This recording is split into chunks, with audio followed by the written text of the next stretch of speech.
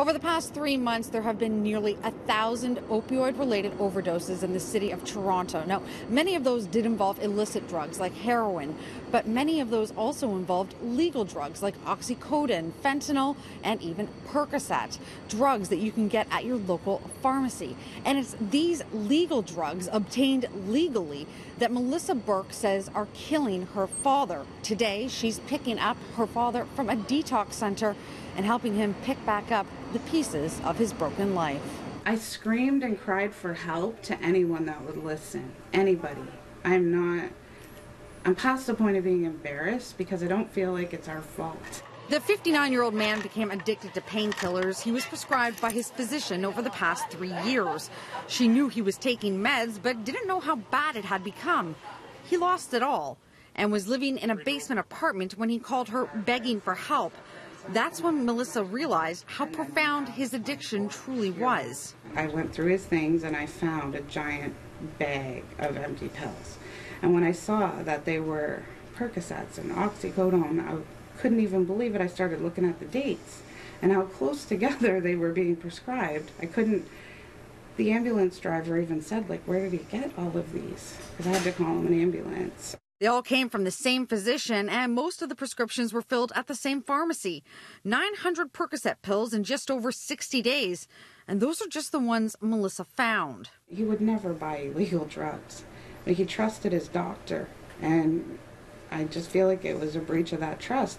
Last year, 865 people died from opioid-related overdoses in Ontario. It's a number that has been steadily climbing over the past few years, despite safeguards imposed by the government to curb them, like the narcotics monitoring system. It's a database that is supposed to flag patients getting multiple prescriptions for opioids from multiple physicians, but it only flags patients who get prescriptions from 3 or more physicians or try to get them filled from 3 or more pharmacies. Melissa's father generally used the same pharmacy and the same doctor. You see every day legal drug dealers are being put to the test, and what makes them any different? I mean, they're worse in my opinion. They know better. The College of Physicians and Surgeons of Ontario has set guidelines for prescribing opioids, including a cap of sorts of 90 milligrams of morphine equivalent.